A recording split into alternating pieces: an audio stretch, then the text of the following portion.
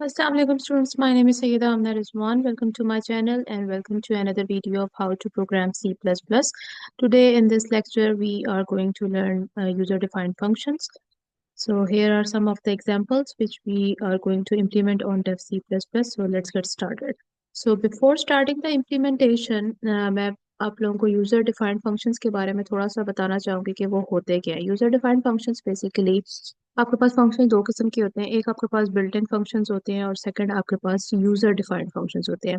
अब built in functions का कुछ ना कुछ पर्पस होता है। जिस तरह लेट्स सपोज अगर मैं कहती हूँ कि मैंने मैक्सिमम फाइंड आउट करना है दो नंबर्स के दरमियान में, तो बिल्ट इन फंक्शन ऐसा एक बना हुआ है जिससे आप इजीली जो है वन लाइन में आप मैक्सिमम नंबर फाइंड आउट कर सकते हो। लेकिन जब मैं बात करूँ यूजर डिफाइंड फंक्शंस की, तो कुछ ऐसे फंक्शंस बिल्ट इन फंक्शंस जो कि अवेलेबल नहीं होते, उसके लिए हमें यूजर डिफाइंड फंक्शंस बनाने पड़ते हैं। लेट्स सपोज मैं अगर आपको कहूँ कि आपने परसेंटेज फाइंड आउट करनी है, या आपने यूजर का, बच्चे का, स्टूडेंट का सीजीपीए फाइंड आउट करना है, ठीक है, या आपने डिस्काउंट पता करना है कि एक आइटम पे कितना डिस्काउंट आपको मिल रहा है, आपके बिल पे आपको डिस्काउंट कितना मिल रहा है, टैक्स कैलकुलेट करना है, ठीक है। तो ऐसे जो फंक्शंस होते हैं बेसिकली वो बिल्ट इन नहीं होते। क्यों? क्योंकि उसकी हर क्राइटेरिया उसका डिफरेंट होता है, लॉजिक उसकी डिफरेंट होती है, तो उसके लिए हमें खुद फंक्शंस बनाने पड़ते हैं, खुद उसकी लॉजिक बिल्ड करनी पड़ती है, और उनको हम बेसिकली यूजर डिफाइंड फंक्शंस कहते हैं। अब आपके पास यूजर डिफाइंड फंक्शंस जो है वो इस्तेमाल क्यों होते हैं? रीयूजेबिलिटी के लिए। लेट्स सपोज मैं कहती हूँ कि हर यूनिवर्सिटी का सेम सीजीपीए कैलकुलेटर एक होना चाहिए, ठीक है, जिसपे आपके पास ग्रेडिंग स्कीम सब यूनिवर्सिटीज की इक्वल होनी चाहिए कि ए ग्रेड आपका 88 से 100 तक बन रहा है, 81 से 87 तक आपका ए माइनस ग्रेड बन रहा है, एंड सो ऑन, ठीक है। अब हर यूनिवर्सिटी अपना बजाय जो सॉफ्टवेयर बनाएगी और उसके अंदर वो पर्टिकुलर फंक्शन क्रिएट करेगी, डेवलपर जो है वो बनाएगा, तो इससे बेहतर नहीं है कि एक ही हम सॉफ्टवेयर बना लें जिसके अंदर ये फंक्शन बना हुआ हो, ठीक है, और वो जो है हर यूनिवर्सिटी बेसिकली उस चीज़ को रीयूज कर ले अपने हिसाब से। तो इस चीज़ को हम बोलते हैं फंक्शंस। और फंक्शंस का मेन जो आपके पास एडवांटेज होता है वो यही होता है कि आप फंक्शंस को किसी भी प्रोग्राम में किसी भी जगह पे रीयूज कर सकते हैं। नाउ अब हम इम्प्लीमेंटेशन की तरफ जाते हैं। क्वेश्चन नंबर वन अगर आप लोग देखें तो क्वेश्चन नंबर वन में आपको वो कहता है कि write a program that takes to input from the user and perform the following operation using functions. अब आपने यूजर से दो इनपुट मार्क्स लेने हैं, ठीक है, और उनके ऊपर आपने एडिशन, सब्ट्रैक्शन, मल्टीप्लिकेशन और डिवीजन, इनके चार अलग फंक्शंस बनाने हैं। And then you have to call in the main function. आपने इन सारे फंक्शंस को कॉल करना है जो आपने यूजर डिफाइंड फंक्शंस बनाए हुए होंगे, ठीक है, और आपके पास आपकी डिजायर्ड आउटपुट आपको मिल जाएगी, ठीक है। अच्छा, उसके बाद लेट्स सपोज अभी मैं फर्स्ट क्वेश्चन इंप्लीमेंट करने लगी हूँ। हैश इंक्लूड आईओ स्ट्रीम, ठीक है, यूजिंग नेम स्पेस एसटीडी। और अब क्योंकि मैंने आपको पहले भी बताया था कि यूजर डिफाइंड फंक्शन जब बनाते हैं तो वो हमेशा मेन, जो आपके पास मेन फंक्शन होता है उससे पहले बनाते हैं, ठीक है। अब आपने चार फंक्शंस लेने हैं, ठीक है, चार फंक्शंस बनाने हैं। जो जो है पहला इंट एडिशन, ठीक है, और उसके अंदर आप दो पैरामीटर्स पास करते हैं, इंट ए और इंट बी। अब आपने करना ये है just return A plus B, ठीक है। आप इसको इस तरीके से भी कर सकते हो, इंट सम, ठीक है, और sum is equals to A plus B, और फिर आप रिटर्न में सम करवा देंगे, ठीक है। लेकिन इससे लाइन ऑफ कोड जो है वो आपका ज्यादा ही हो रहा है और इसका कोई मकसद मुझे नजर नहीं आ रहा, ठीक है।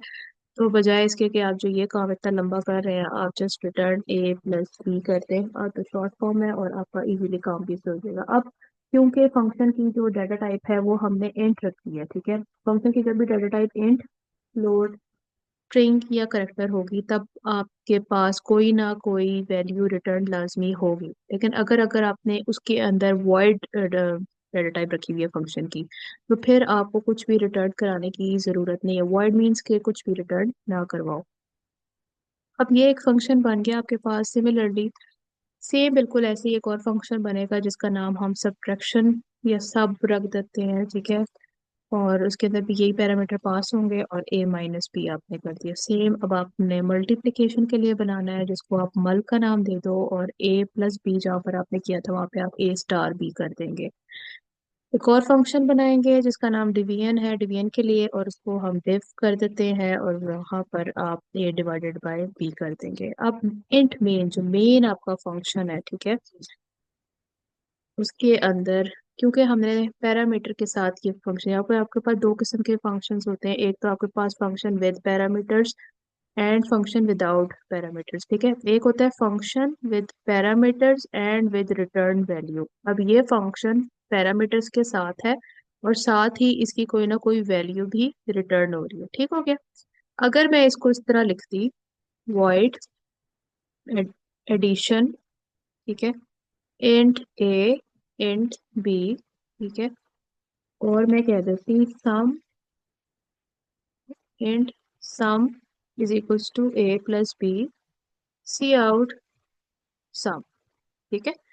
तो इसका मतलब ये था function with parameters but no return value, इसमें कुछ भी रिटर्न नहीं हो रहा, इसकी फंक्शन की डाटा टाइप वॉइड, ठीक है।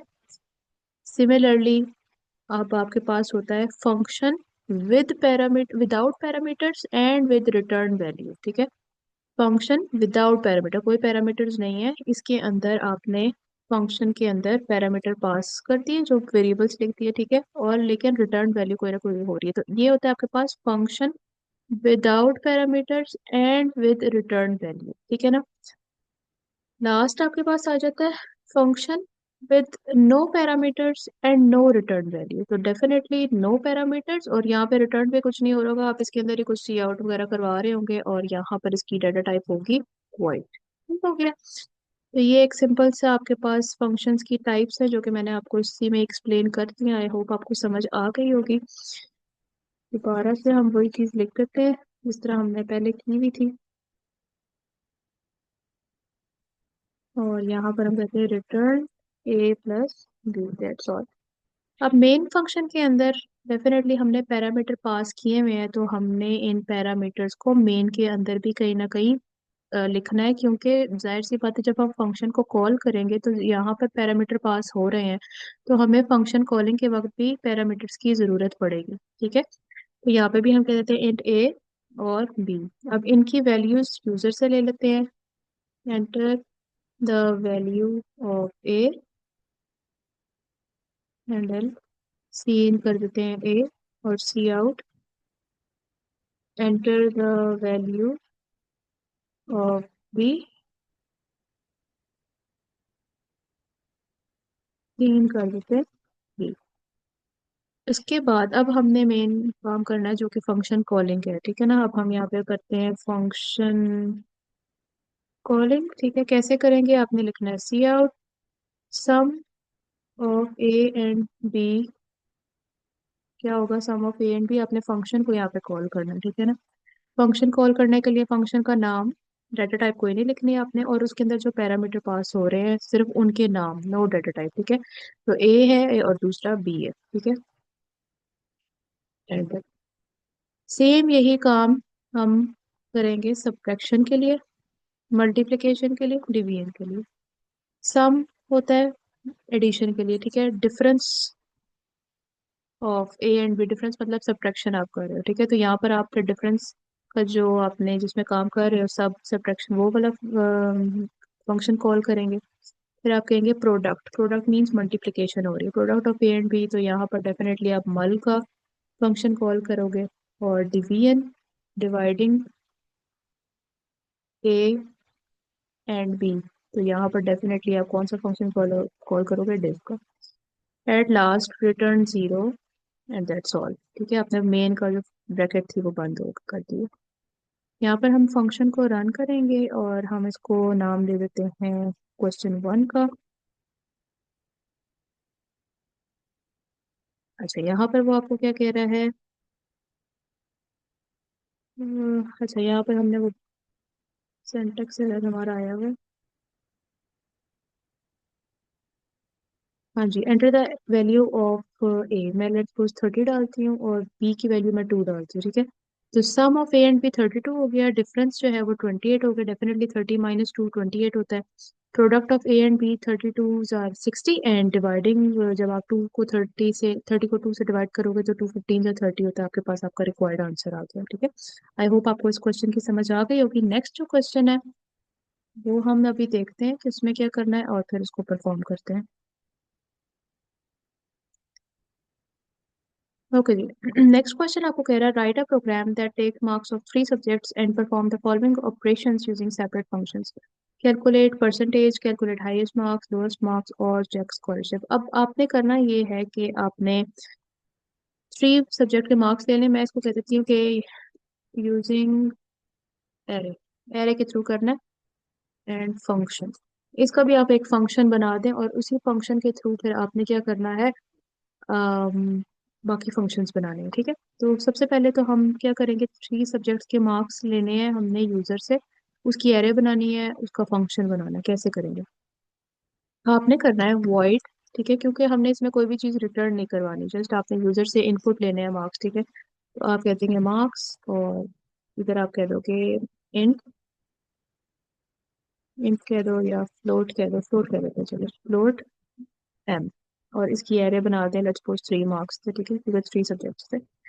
अब वो आपको कह रहा है कि मार्क्स एंटर डेफिनेटली आपने करवाने हैं, तो int I is equals to zero loop लगेगा, टू आई प्लस प्लस। इससे होगा क्या कि एक एरे बन जाएगी जिसके अंदर थ्री स्लॉट्स आ जाएंगी। पहली स्लॉट का इंडेक्स जीरो, दूसरी का वन और तीसरी का टू। ठीक हो गया। अब उसके अंदर इंसर्शन हमने करवानी है, तो हम कहेंगे cout enter the element, element, और यहाँ पे करूंगी आई प्लस वन। ये बहुत सारे स्टूडेंट्स को आई प्लस वन की समझ नहीं आती। देखें, हमने क्या करना है, एंटर द एलिमेंट, ये तो एज इट इज आएगा बिकॉज ये it is enclosed in double quotes, और आई की जगह इंडेक्स है जीरो। ठीक है, आई के इनिशियल इंडेक्स जीरो है। तो कभी भी हमने ये चीज नहीं देखी कि enter the element zero, enter the element one. ठीक है ना, तो हमने हमेशा ये देखा enter the element one, element one, enter the element two, enter the element three. ठीक है, तो इसीलिए आई को जीरो से हटाने के लिए हमने इसके अंदर एक की एडिशन कर दी है, वन की। तो ताकि पहले आए इनिशियली यही चीज के enter the element one, zero plus one one होता है। ठीक है ना, अब इसके आगे क्या करेंगे, सी इन, और आपने जो एरे बनाई हुई थी उसके अंदर आई पास कर देंगे। ठीक है, दैट्स ऑल। इसके अलावा कुछ भी नहीं करना। ये आपके पास एक फंक्शन बन के अब हुआ ये है कि बैक एंड पे आपने एक एरे बना दी है जिसका नाम एम था, उसकी डाटा टाइप फ्लोट थी, और उसके अंदर तीन एलिमेंट्स जो है वो इंसर्ट हो गए हैं। ठीक है, अब वो एलिमेंट जब आप इंसर्ट करोगे, जब आपकी वो कंसोल वाली ब्लैक आउटपुट स्क्रीन आएगी, तो जो भी आप उसके अंदर वैल्यूज इंसर्ट करोगे वो back of the memory store हो जाएगी। ठीक है, अब आपको बार बार जो है वो इनपुट लेने की जरूरत नहीं है हर फंक्शन में, कि परसेंटेज में भी आप इनपुट ले रहे हो, आप हाईएस्ट लोएस्ट में भी जो है वो मार्क्स ले रहे हो। ठीक है, क्योंकि एक ही दफा बस मार्क्स ले लिए, एरे आपकी बन गई है। अब उसी एरे को हम बार बार एज अ पैरामीटर पास करेंगे ताकि वो उधर से ही बार बार जो मार्क्स उसके ने इंसर्ट किए हुए हैं वो बार बार लेता रहे। ठीक है, वहां से। अब अगला जो हमारे पास बनेगा वो बनेगा फ्लोट परसेंटेज। सेम यही काम करेंगे हम, फ्लोट एम जो एरे है वो यूज करेंगे इसके अंदर। ठीक है, और एक हम वेरिएबल ले लेते हैं float sum is equals to zero, और बस और कुछ भी लेने की जरूरत नहीं है। ठीक है, इसके अलावा अभी हम फॉर का लूप लगाएंगे, for int I is equals to zero, I less than equals to two, I plus plus. अब लूप इसलिए लगाया है बेसिकली ताकि जो पहला एलिमेंट है वो ले, दूसरा एलिमेंट ले और तीसरा एलिमेंट ले उधर से, जो एरे बनी हुई है ऑलरेडी जो हमने पहले फंक्शन में बनाई थी। ठीक है, यहाँ पर होगा sum is equals to sum plus M of I. ठीक है, ये जो बेसिकली एरे बनाई है ना, इसके लिए ये लूप लगाया है। इस पहले सम जीरो था और पहले एलिमेंट में एम ऑफ जीरो में जो भी एलिमेंट पड़ा, लेट्स सपोज 32 पड़ा, तो 32 आ जाएगा, फिर 50, फिर 60, जो भी एलिमेंट्स इंसर्ट हुए हैं। ठीक हो गया। अब हमने कुछ रिटर्न करवाना है, क्योंकि हमारे पास फंक्शन की डेटा टाइप फ्लोट है, तो हम करेंगे सम डिवाइडेड बाय, क्योंकि थ्री सब्जेक्ट से तो हम इसको 300 कर देते हैं और हम इसको ब्रैकेट्स में इनक्लोज कर देते हैं, और मल्टीप्लाई बाय 100। ठीक हो गया, बस इसके अलावा भी हमने कुछ भी नहीं करना। अब हमने एक और फंक्शन बनाना है जो कि हाईएस्ट का होना चाहिए, उसके अंदर भी हम सेम यही एरे पास करेंगे बिकॉज हमने उसी एरे में से ही हाईएस्ट और लोएस्ट फाइंड आउट करने हैं ना। तो हम करेंगे फ्लोट हाई। अच्छा, जो हाई का वेरिएबल है वो आपके पास कंफ्यूज ना करे हाईएस्ट के, highest is the function and high is the variable जिसके अंदर जिसका कंपैरिजन आपने बाकी एलिमेंट्स के साथ करना है। मैं इसको अभी आपको आसान लफ्जों में समझाती हूँ कि ये है क्या, हो कैसे रहा है। ठीक है, आपने कह दिया, लेट्स सपोज मैं इसकी एनोटेशन ऑन करती हूँ, एक एरे बनी हुई है। ठीक है, जो पहला आपने फंक्शन बनाया उससे एक एरे बन गई, इसकी 3 स्लॉट्स हैं इस तरीके से, ठीक है।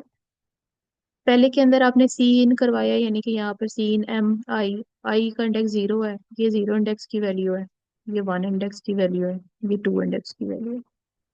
वो कहते हैं सी इन कराओ एम ऑफ आई में, एम ऑफ आई पहले क्या है 0, तो 0 में लेट्स सपोज वो कहते हैं 7 पड़ा हुआ।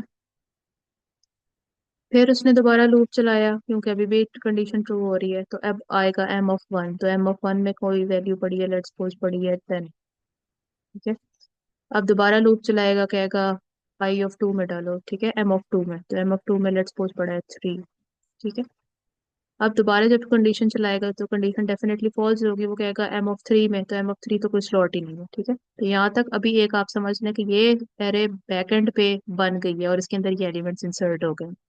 अब जब परसेंटेज ली तो वो इसी एरे को पकड़ेगा, ठीक है, इसका सम करवाएगा, ये जो सम हो रहा है sum plus M of I, M of zero का क्या मतलब है कि 7, तो 7 + 0 सम में क्या अपडेट हो गया 7।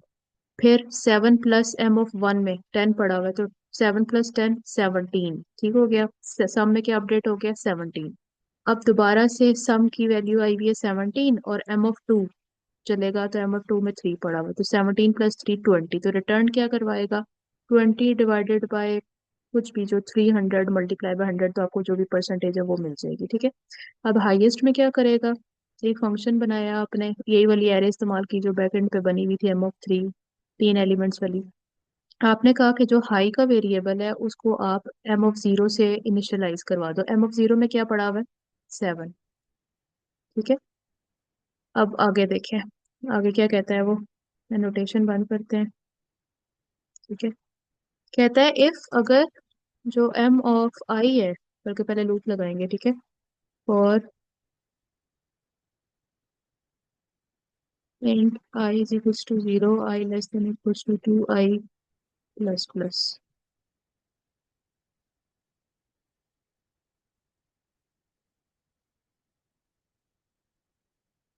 अच्छा, कहता है कि जो एम ऑफ आई है उसमें कोई भी एलिमेंट अगर बड़ा मिलता है हाई से, हाई की में क्या पड़ा हुआ था, हाई में भी 7 पड़ा हुआ है, ठीक है ना, तो आप अपडेट कर दो हाई को किससे, वो जो बड़ा एलिमेंट आपको मिला है उससे, ठीक हो गया। अच्छा जी, उसके बाद आपने क्या कराना है, रिटर्न हाई, दैट्स ऑल। अब हो क्या रहा है, अब आप जरा देखो, आपने कहा हाई को अपडेट कर दो, पहले हाई को इनिशियलाइज करा दो एम ऑफ जीरो से, एम ऑफ जीरो में क्या पड़ा हुआ है 7, ठीक है। अब कहता है एम ऑफ आई में कोई भी वैल्यू अगर हाई से बड़ी मिलती है, यानी कि अगर 7 था पहले, अब आगे आइटरेट करेगा 10 पड़ा हुआ है, तो 10 डेफिनेटली बड़ा है हाई से, ठीक है, यानी कि 10 इज ग्रेटर देन 7। तो हाई को अपडेट कर दो किससे, जो बड़ी वैल्यू मिली है, बड़ी वैल्यू क्या मिली है 10, तो अब हाई में क्या वैल्यू आ गई 10, ठीक है। और अब दोबारा से लूप चलाएंगे, ठीक है, दोबारा जब लूप चलेगा तो अगली वैल्यू देखेगा, इन दोनों का कंपैरिजन होगा, क्या 10 3 से बड़ा है, नहीं बड़ा, ठीक है। तो अब आप क्या करोगे, लूप से बाहर आ जाओगे और रिटर्न क्या करवा दोगे, हाईएस्ट वैल्यू जो कि आपके पास इसमें क्या थी 10, ठीक है। अगर थोड़ी बड़ी एरे होती तो उसमें भी सेम यही वाला काम होता। अब सेम यही काम आपने लोएस्ट के लिए भी करना है, ठीक है। बस चेंज कहाँ आएगा, एक यहाँ पे चेंज आएगा, हाईएस्ट की जगह फंक्शन का नेम रखते हैं लोएस्ट, एरे वही इस्तेमाल होगी। यहाँ पे हाई की जगह लो वेरिएबल रखते हैं और उसको भी आपने इनिशियलाइज एम ऑफ जीरो से ही करवाना है। यहाँ पर आपके पास हाई की जगह लो आ जाएगा, साइन आपके पास चेंज हो जाएगा, और यहाँ पे भी आपके पास लो आ जाएगा। रिटर्न भी आपने क्या कराना है, डेफिनेटली लो ही करवाना है, ठीक हो गया। Last function which is the independent function, जिसमें आपके पास किसी एरे की जरूरत नहीं है, वो आपने वॉइड से ही बनाना है, ठीक है ना। आप कहते हैं वॉइड स्कॉलरशिप, स्कॉलरशिप चेक करनी है आपने, ठीक है। और आप कह देते हो इन परसेंटेज, या परसेंटेज चले ना भी करें, आप इसको छोड़ दें, आप क्या, आप कहते हो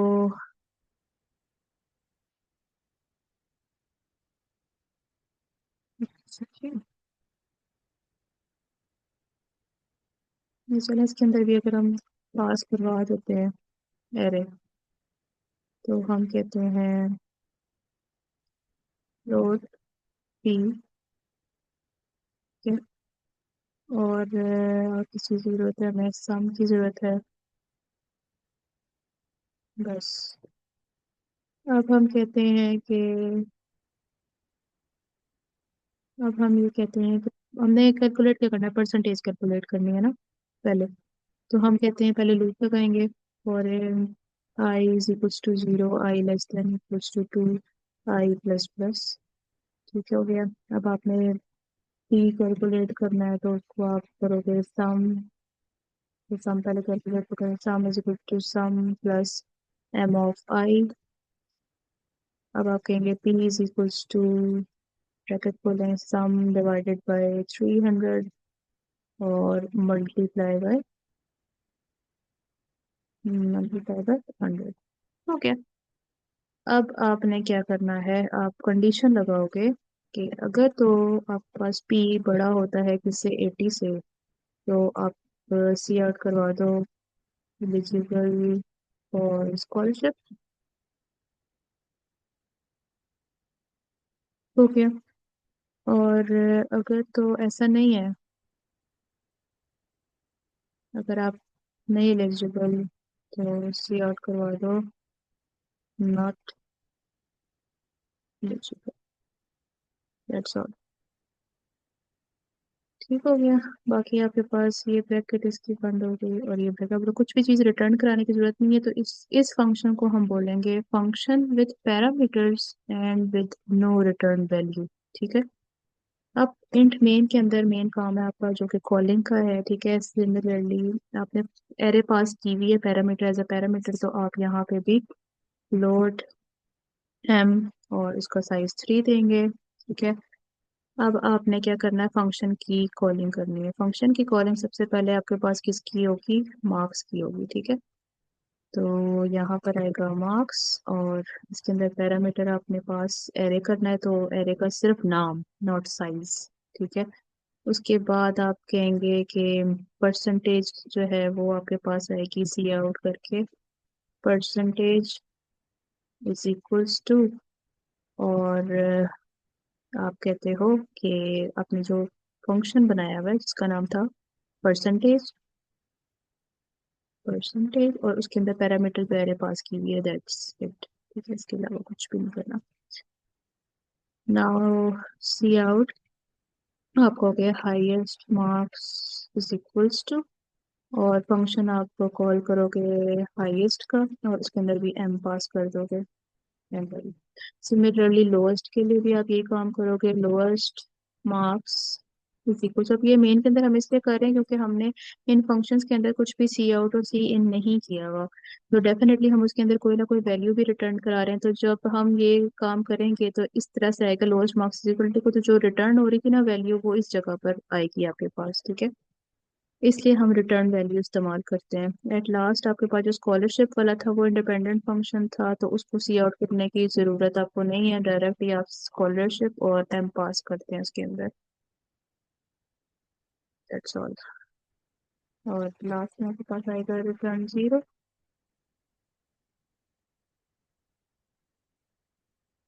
enter the element 1, let's suppose मैं कहती हूँ 56, 78, 98। ठीक है। तो परसेंटेज आपके पास 77.23 आई है। हाईएस्ट मार्क्स आपके पास 98 हैं डेफिनेटली।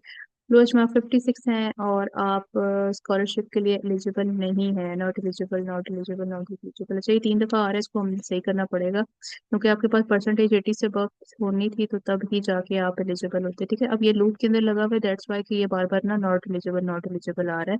तो हम इसको लूप से बाहर कर देंगे इस कंडीशन को, और यहाँ पे एक ब्रैकेट खत्म कर देंगे। अब जब आप इसको रन करोगे तो आपके पास आई होप आंसर ठीक आएगा। ओहो, गलत हो गया, सॉरी। आउटपुट हमने गलत कर दी है। इसको हम इस तरह से करते हैं, 67, 88 और 88। Percentage 81, highest marks 88, lowest marks 67। Okay. और एलिजिबल फॉर स्कॉलरशिप। ठीक हो गया। आई होप आपको इस क्वेश्चन की समझ आ गई होगी। नाउ मैं इस एनोटेशन को जरा रिमूव कर देती हूँ।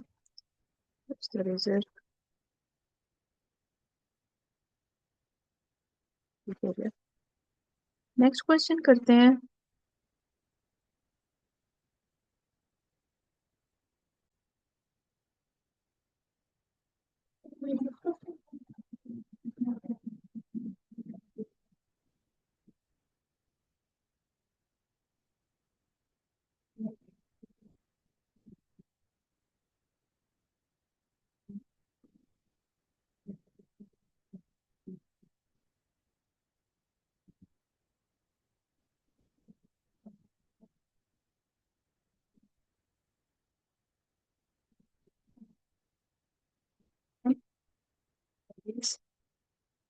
जिसमें इनपुट करवानी है अपने सैलरीज की, और मैं कहती हूँ एम्प्लॉय आपके पास टोटल 5 है।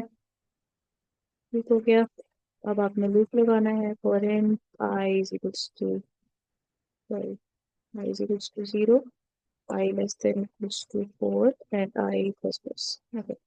Now see out, enter the elements, sorry, enter the salary of employee.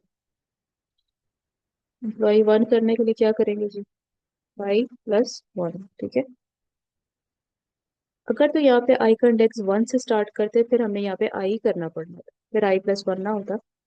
अगर यहाँ से 0 से इंडेक्स स्टार्ट कर रहे हैं तो फिर यहाँ पे I+1 ही होगा, ठीक है। सी इन करेंगे और जो आपने एरे बनाई हुई है एम्प्लॉय की उसके अंदर आई पास कर देंगे।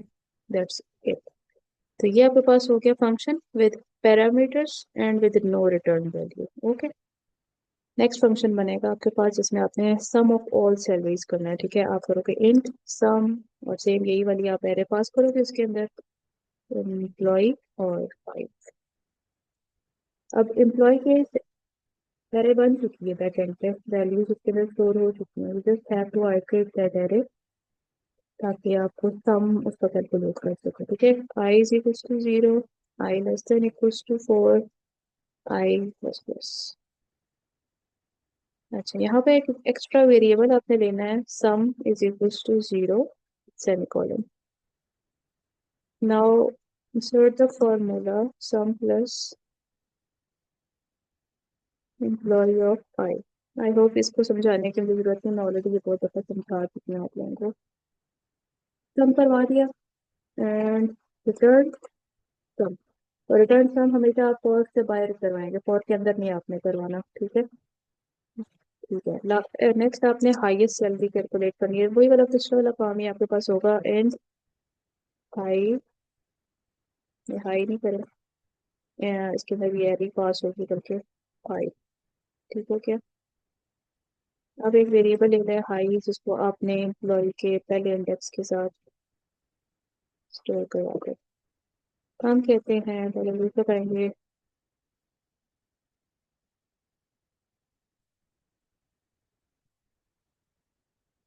हम कहते हैं कि आपके पास अगर जो एम्प्लॉय वाला जो आपके पास एरे है उसके अंदर कोई भी एलिमेंट बड़ा मिल जाता है हाई से, ठीक है, तो हाई को अपडेट कर दो उस पर्टिकुलर रिटर्न नंबर से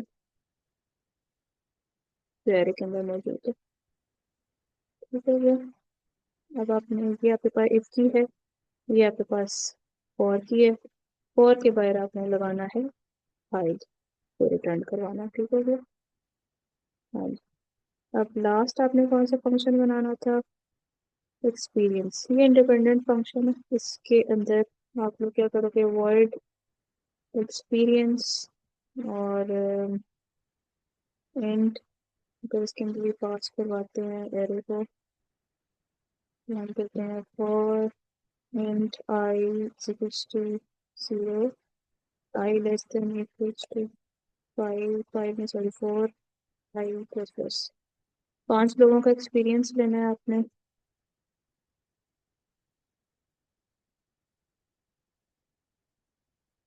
सी out, enter the experience of employee 5 + 1। फिर हम क्या करेंगे, एम्प्लॉय और आई, नहीं सॉरी, इधर हम एक एरे करेंगे, ठीक है।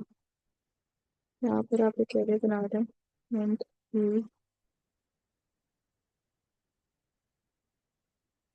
आई। ये हमारे पास ऑलरेडी एरे बनी हुई है तो इसकी ज़रूरत नहीं है। यहाँ पे E5 कर देते हैं, इसको बता रहा।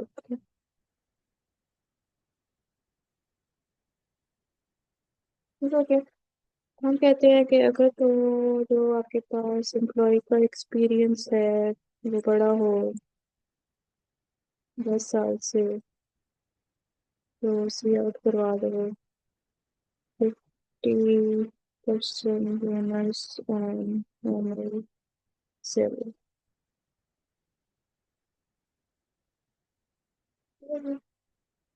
S सी आउट में bonus. ठीक है, यहाँ पर आपका काम खत्म हो गया। तो इस ब्रैकेट यहाँ पर करनी है अपने, ये फोर की ब्रैकेट आपके पास करना है, इसकी कोई भी चीज़ रिटर्न नहीं होगी।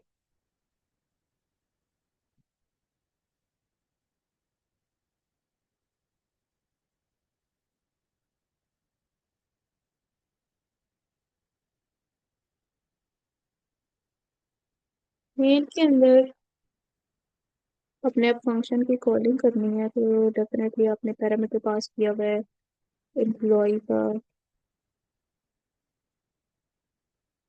और एक पैरामीटर आपने पास किया हुआ है E का, जिसमें आप एक्सपीरियंस ले रहे थे। अब आपने फंक्शन की मेन कॉलिंग करनी है। सबसे पहले आपके पास सैलरीज का था, तो आप सैलरीज को डायरेक्ट ही करवाएंगे और उसमें गेटिंग, दैट्स इट। ठीक हो गया। उसके बाद आप करवाओगे sum of salaries. Sum of salaries कितनी बनेगी जी? इसके लिए हमें फंक्शन कॉल करना पड़ेगा सम, और इसके लिए जो पैरामीटर एरे पास की थी जिसका नाम EMP था, बस सी आउट करवाएंगे हाईएस्ट, हाईएस्ट सैलरी और हाईएस्ट EMP। सी आउट करवाएंगे। सी आउट करवाने की जरूरत नहीं है, तो आप डायरेक्ट एक्सपीरियंस वाला जो है उसको बस ऐसे ही लिखते हैं एक्सपीरियंस, और इसके अंदर आपने ई वाली जो एरे है वो पास करवानी है। At last return 0 and that's all. अच्छा जी, अभी आपके पास क्या ऑर्डर आ रहा है? एम्प्लॉय। अच्छा, यहाँ पर मैंने किया था कुछ डाल दिए, इसके ऊपर ब्राउन ब्रैकेट्स आते हैं। सॉरी, 10,000, 2,000, 20, 300, 500। सम ऑफ सैलरीज आपके पास ये बन रही है। हाईएस्ट सैलरी डेफिनेटली 10,000 ही है, और एक्सपीरियंस ऑफ पहली वाली सैलरी उसका बोनस, ठीक है, 11, 50% बोनस, 34, ठीक है, 2 और 6, ठीक है। इस तरीके से आपका कोड रन होगा। आई होप आपको समझ आ गई होगी। नेक्स्ट क्वेश्चन करते हैं। नेक्स्ट क्वेश्चन है आपके पास, write program that takes annual salaries of 5 employees. अच्छा, ये तो हमने कर लिया, सॉरी। नेक्स्ट क्वेश्चन है, develop a program for a store and perform the following functions. Show price of each item. Show मतलब आपने इंसर्ट करवानी है प्राइसेस, तो सेम उसी तरह एरे बनेगी। आपने उसको प्राइसेस इंसर्ट करवानी है, फिर आपने सम करवाना है सारी प्राइसेस का, और फिर आपने 2% टैक्स जो है वो अप्लाई करना है टोटल बिल पे, यानी कि ऐड ऑन करवाना है, और फिर आपने टोटल बिल डिस्प्ले करवाना है। ठीक है, चलो जी इस क्वेश्चन को करते हैं। जो पहला जो फंक्शन है वो सेम रहेगा, थोड़ा सा इसको रिमूव करते हैं यहाँ से।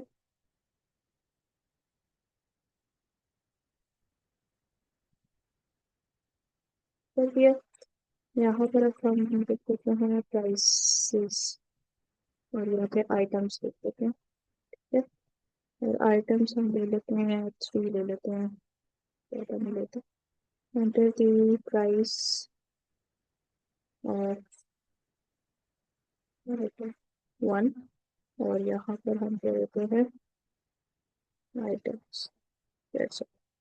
नेक्स्ट वो आपको कहता है कि आपने क्या करवाना है, कैलकुलेट सम करवाना है, तो सम के लिए भी वही वाला काम होगा, सम, और इसके अंदर वही वाली एरे पास बताएं, आइटम्स 3। हम कहते हैं फॉर, ठीक है, नहीं हम पहले एक वेरिएबल ले लेते हैं, उसको एस का नाम दे देते हैं, बिकॉज ऑलरेडी हमारे पास फंक्शन का नाम सम है, तो हम सम नहीं लेंगे। ठीक है, अब हम कह देते हैं for int I equal to 0, I less than equals to 2, I plus plus, और फिर हम कह देते हैं s equals to s plus जो आपने एरे ली हुई है आइटम्स तो I पास करा देंगे। Now we have to return s, तो हम वो फॉर से बाहर करेंगे रिटर्न s, दैट्स ऑल। ठीक है, नेक्स्ट आपके पास फंक्शन था जो कि टैक्स कैलकुलेट करना था और बिल कैलकुलेट करना था। ठीक है, तो इंट बिल, और आपने बिल जाहिर सी बात है कि आइटम्स पे ही करना है, आपने करना है इंट टैक्स कह दो और एक टोटल बिल कह दो, और क्या करना था आपने, एक आप बिल ले लो, बस इतना काफी है। चलिए बिल लगेगा int I is equals to 0, I less than equals to 2, I plus plus। अब हमने bill equals to bill plus आपने एरे ली हुई थी, सेम ये ऊपर जो भी हमने सम वाला काम करवाया वही वाला दोबारा करवाना पड़ेगा इसके अंदर। और से बाहर आ जाओ, आप कहते हो कि अगर कोई बिल आपका apply 2% tax on total bill, अच्छा 2% टैक्स आपने टोटल बिल पे लगाना ही लगाना है हर हाल में, तो कोई कंडीशन है। अच्छा जी, अब आपने करना है tax is equals to bill multiply by 2 divided by 100, 2% है तो इसी तरह होगा। आपने करना है bill is equals to bill plus tax. ठीक हो गया, जो बिल ऑलरेडी था उसके अंदर आपने ये जो टैक्स वाली अमाउंट अभी कैलकुलेट होगी वो आ जाएगी। ठीक है, अब आपने रिटर्न क्या करवाना है, जो भी चीज़ रिटर्न करवानी है वो आपके पास कॉस्ट से बाहर आएगी, दैट्स ऑल। नाउ अब हमने क्या करना है,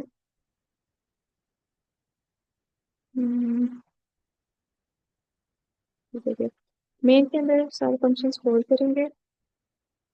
पहला फंक्शन आपके पास था प्राइसेस का, पहले तो आप जो आइटम्स है उसको डिक्लेयर करना है।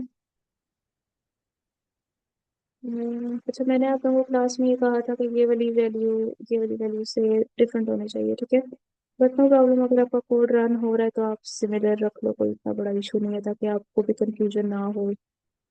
अब हमने क्या करना है, प्राइसेस वाले फंक्शन को कॉल करना है और उसके अंदर एरे पास करानी है as a parameter. Now cout, हम देंगे sum of all items equals to, हम कहते हैं जो आपका फंक्शन बनाया हुआ आपने सम, और उसके अंदर आइटम्स की सॉरी सब करो, उसके अंदर आइटम्स की हमने एरे पास करवाई एंड नाउ सी आउट। अब हमने जो टोटल बिल आफ्टर टैक्स, हम क्या करेंगे, बिल के अंदर हमने एरे पास करवानी है आइटम्स। ठीक है, फिर 0 and that's all.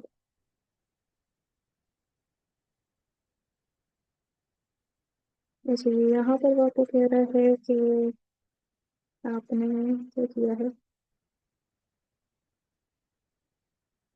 Total bill किया है।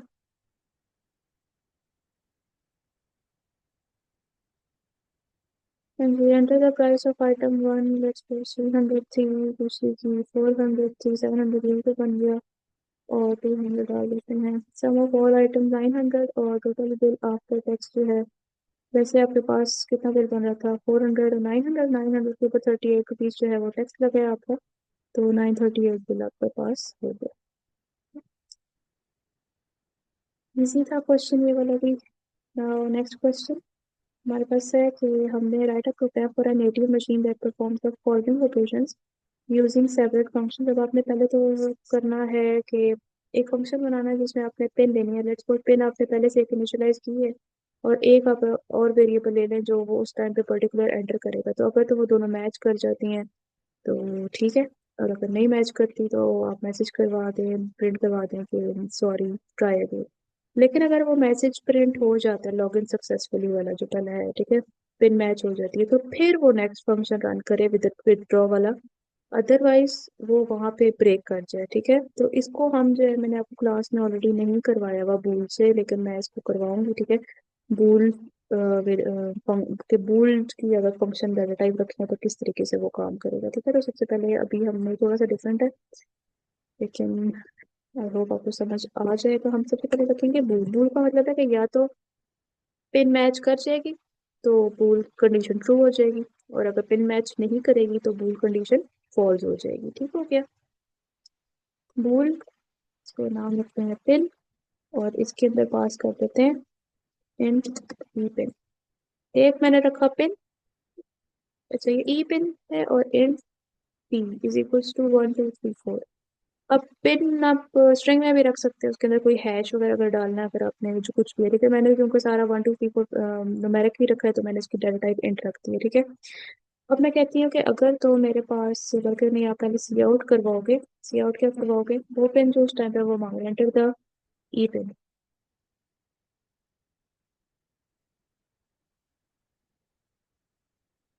ई पिन, ठीक है।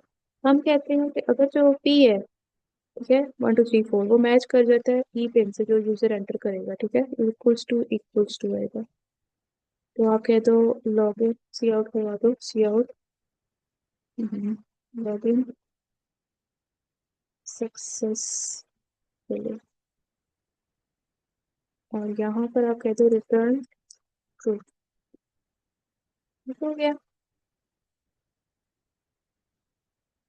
अब एल्स के अंदर आ जाए आप, और एल्स के अंदर मैं कह देती हूँ, अच्छा एल्स के बाद ब्रैकेट लगाना जरूरी तब हो जाता है जब आपके पास एक से ज्यादा स्टेटमेंट। पहले हम क्या करते थे, एल्स सी आउट और दैट्स इट ऑल, तो फिर तो ब्रैकेट्स लगाने की जरूरत नहीं है। लेकिन अगर एल्स में दो स्टेटमेंट आ रही हैं या दो से ज्यादा आ रही हैं, एक से ज्यादा आ रही है, तो फिर आपको ब्रैकेट्स लगाने की जरूरत है। जिसमें मैं भी आगे लिख रही हूँ सी आउट, और मैं कहती हूँ सॉरी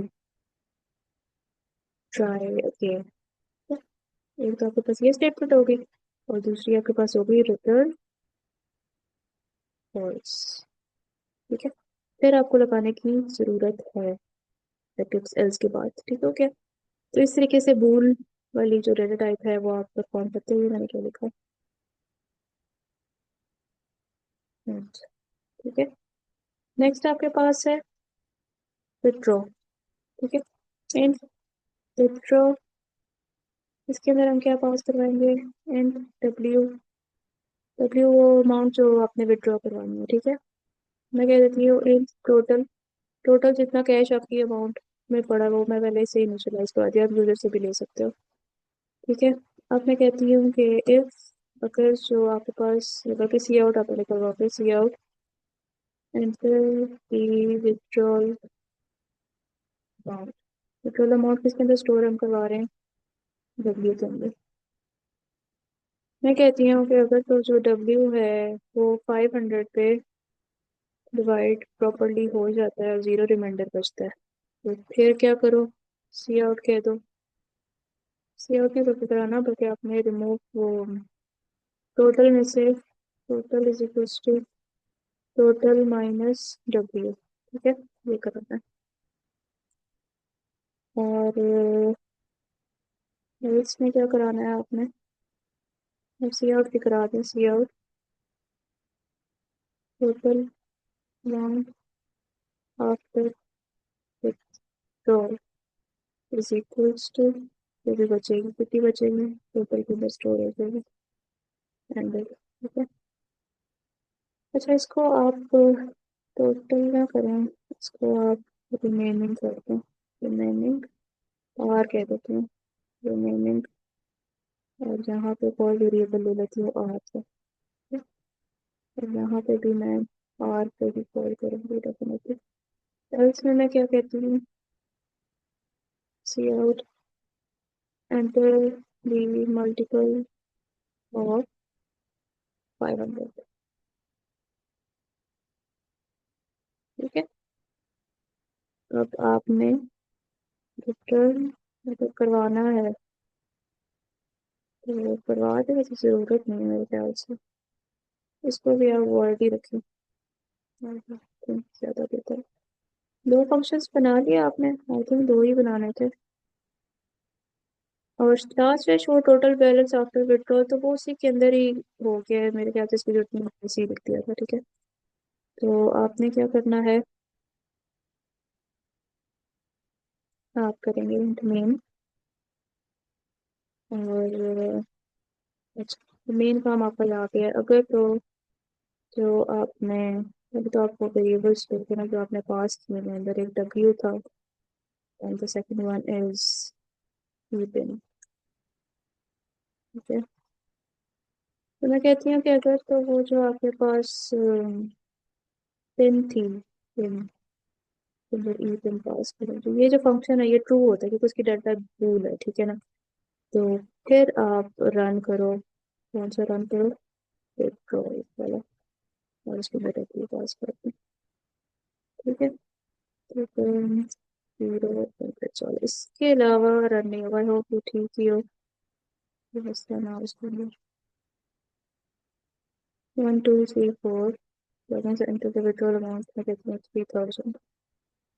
हाँ जी, 5000 ब्रेक पड़ा हुआ था, अब मैं गलत पिन डाल के देखती हूँ, सॉरी ट्राई अगेन, ठीक है। ये काम हमने करना था कि ई पिन अगर गलत आपके पास जो पिन है वो गलत आ रही है तो आपने नेक्स्ट फंक्शन को रन नहीं करवाना। तो ये जिन बच्चों को ये चीज़ समझ नहीं आई कि ये क्या किया हमने, ये मेरे बेसिकली ये किया कि ये तो यहाँ तक तो आपको समझ आ गया कि ये पिन आपके पास फंक्शन का नाम है और ई पिन उसके अंदर पैरामीटर पास किया हुआ है। इफ इसलिए डाला कि अगर ये ट्रू होता है, आप ये अपने दिमाग में सोच ले, if this is true then you have to run withdrawal, यानी कि अगर ये वाली चीज ट्रू हो जाती है तो this should be true as well, ठीक है। तो ये भी आपके पास रन होगा। अगर ये फॉल्स हो जाती है तो फिर यहाँ तक जाने की जरूरत ही नहीं है, बिकॉज ये तब रन होगा जब ये रन होगा। जब ये ट्रू होगा तो ये रन होगा, अगर ये फॉल्स हो जाता है तो यहाँ पे ब्रेक कर जाएगा और आपके पास वो लास्ट मैसेज प्रिंट करवा देगा। ठीक हो गया। अच्छा जी, लास्ट क्वेश्चन है आपके पास। In a store there is a scheme that if you buy two dresses of 5000 each, then the third dress will be free. अच्छा, if you buy two dresses of 5000 each, then the third dress will be free. If you bought items for 20K, you will get 20% discount on total bill. Try to prepare using functions to perform these tasks. अब आपने दो functions बनाने हैं, पहला function ये काम करेगा, दूसरा function आपके पास ये काम करेगा, ठीक है। अच्छा, in a store there is a scheme that if you buy two dresses of 5000 each, तो यहाँ पे तो आप इसको सिमिलरली यही काम करोगे कि जो आपने एरे बनानी है उसको आप 5000 के साथ कंपैरिजन कर लोगे, तो अगर उसके इक्वल है तो आप थर्ड ड्रेस कह दोगे। लेकिन अगर हम इसको थोड़ा सा चेंज करके हम इसको कहते हैं कि ना store there is scheme that if you buy two dresses of 5000, ठीक है, then the third dress will be free. तो इसका मतलब ये है कि टोटल जो आपके पास बिल बनेगा अगर वो 5000 से एक्सीड कर जाता है तो आप जो लास्ट में एक क्या करेंगे, आपको एक फ्री ड्रेस मिलेगा, ठीक है। तो इसके लिए आप क्या करेंगे, बनाएंगे वॉइड, अभी सेपरेट फंक्शंस हैं, ठीक है। इसमें कोई चीज़ रिटर्न कराने की आई डोंट थिंक से जरूरत है, तो आप इसको वॉइड ही रखिए क्योंकि सारा काम इसके अंदर ही होगा, ठीक है। मैं कहती हूँ कि यस, इसके अंदर मैं पास करवाती हूँ, एक तो नंबर ऑफ ड्रेसेस हो जाएगा, ठीक है, और एक प्राइस हो जाएगा। प्राइस की एरे बना लेते हैं क्योंकि अभी प्राइस हमें नहीं पता ड्रेसेस कितने हैं, क्योंकि ड्रेसेस 4 होंगे तो प्राइसेस भी 4 होंगे, अगर ड्रेस 2 होंगे तो प्राइसेस भी 2 होंगे। तो अभी ड्रेस हमने यूजर से लिए ही नहीं है कितने नंबर ऑफ ड्रेसेस है, तो जब तक वो नहीं पता लगेगा तब तक प्राइस भी नहीं पता लगेगी, तो इसलिए हमने इसकी एरे अभी खाली छोड़ी है, ठीक है। अब क्या करेंगे, हम कहेंगे cout enter the number of dresses,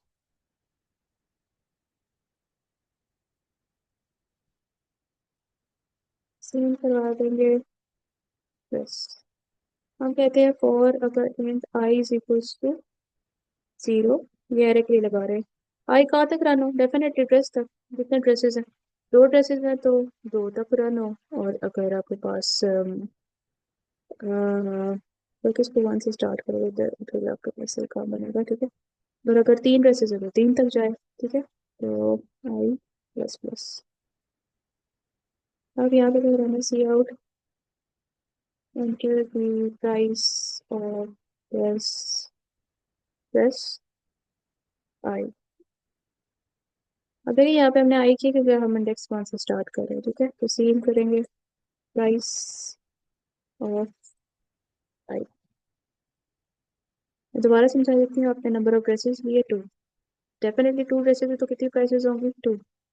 पहली ड्रेस की प्राइस और कहाँ तक जाएगी, जितने ड्रेसेस हैं, ठीक है ना, टू कहाँ तक चलेगा, फिर बारी बारी वो लेगा, पहली ड्रेस की प्राइस, दूसरी ड्रेस की प्राइस, ठीक है क्या। अब आपके पास क्या होगा, आपने सम करवाना है, ठीक है। तो यहाँ पर एक वेरिएबल ले लेते हैं इंट सम, ठीक है। सम कह दो या बिल कह दो, एक ही बात है, मेरे ख्याल से बिल ज्यादा अप्रोप्रिएट रहेगा। Bill is equals to bill plus जो आपके पास एरे बनाई हुई है, प्राइस ऑफ फाइव, ठीक हो गया। बस यहाँ तक काम खत्म हुआ। अब लूप से बाहर आ जाए और कहते हैं अगर बिल किससे एक्सीड होना चाहिए, 5000, तो 5000 से बड़ा होना चाहिए, और जो ड्रेसेस है, ड्रेस जो आपने नंबर ऑफ ड्रेस लिए थे वो ग्रेटर हो या इक्वल हो टू से, ठीक है ना। तो आप कह देते हो सी आउट करवा दो, we got one three, yes,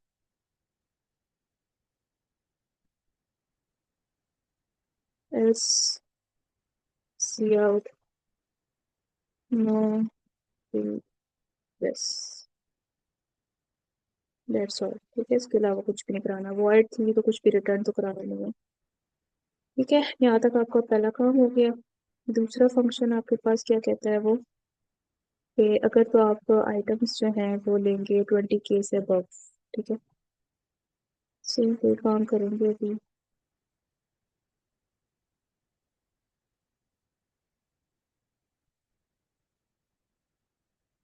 यहाँ पे हम इसको कह देते हैं टेबल,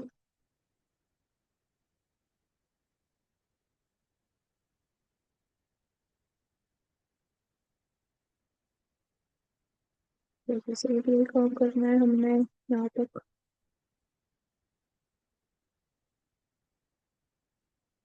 अच्छा जी, यहाँ तक उसने बिल कैलकुलेट कर लिया। अब यहाँ पे मेन काम है कि अगर तो बिल आपका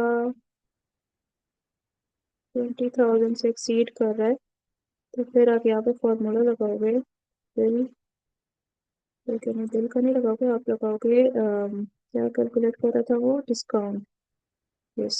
तो discount is equals to bill multiplied by 20 divided by 100.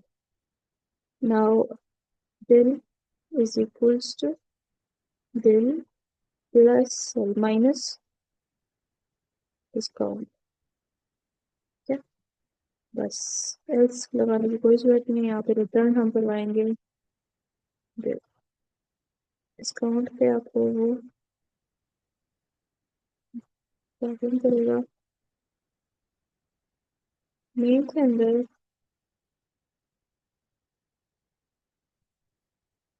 हम कॉल करवाएंगे। सबसे पहला कोई जो आपके पास फंक्शंस था फ्री ड्रेस का, ड्रेस, और उसके अंदर आपके पास दो चीज़ें थी, एक तो आपके पास था इंट ड्रेस, और एक आपके पास था प्राइस, जिसकी एरे बनी हुई थी, ठीक है। तो हम कहते हैं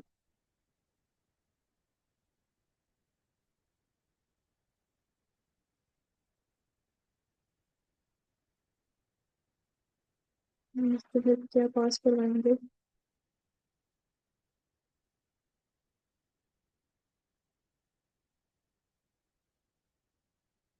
ड्रेस और प्राइस। और जो नेक्स्ट आपके पास फंक्शन था, हम इसको कहते हैं cout total bill equals to, और आपके पास बिल कितना बना था, बिल, इसके अंदर भी यही पास करवाएंगे, ड्रेस और प्राइस,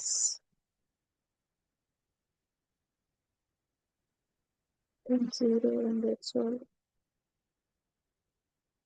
अच्छा जी। यहाँ पर आपके पास सेमीकोलन। अच्छा, मेरे ख्याल से वॉइड रखी है डेटा टाइप, तो इस वजह से मसला कर रहा है। इसको एंड करते हैं। यहाँ पे कह रहा कि आप यहाँ पर साइज दें, ठीक कर लेते हैं। enter the number of dresses, 4। तो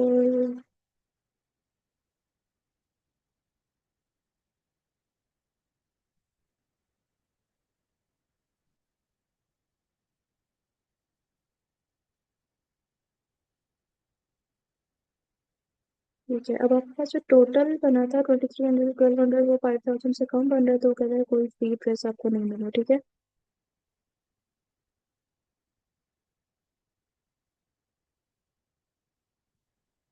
टोटल बिल आपके पास 16000 है। अच्छा, ये अब इसने क्या किया आपके पास कि इसने सारा कैलकुलेट कर दिया ऊपर से नीचे तक। ठीक है, यहाँ पर हम क्या करेंगे, इस प्राइस वाला काम था, ये ऑलरेडी हुआ हुआ है, तो आई थिंक इसको करने की दोबारा जरूरत नहीं है।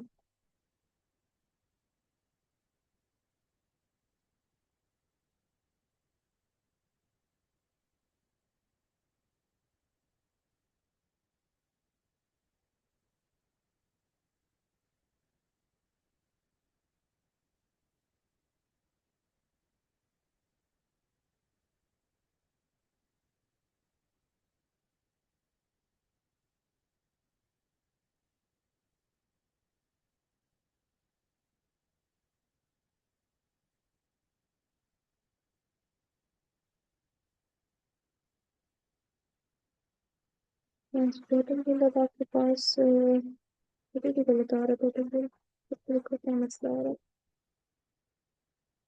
अच्छा, आपके पास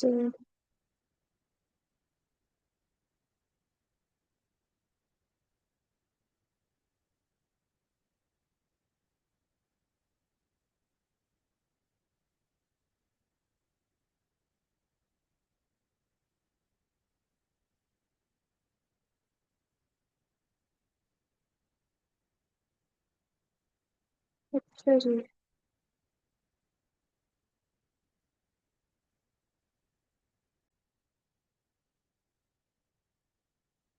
अच्छा जी, तो इसके अंदर एक माइन्यूट सा एरर है जो कि आपको खुद सॉल्व करना आना चाहिए, बिकॉज पेपर में इससे रिलेटेड इस तरह के क्वेश्चंस आएंगे एरर बेस्ड, जो कि आपको दिए हुए होंगे फंक्शंस, और उसके अंदर आपको माइन्यूट से एरर्स या कोई मेजर एरर फाइंड आउट करके देने होंगे।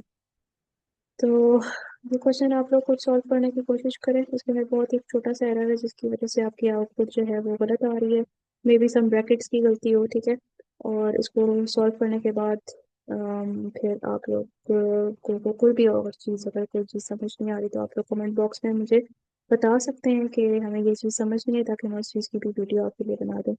आई होप आज की वीडियो आपको समझ आ गई होगी। चैनल को सब्सक्राइब करें, लाइक करें, वीडियो को शेयर करें ज़्यादा से ज़्यादा, और हेल्प करें मेरे चैनल को मोनेटाइज होने में एज सुन एज पॉसिबल।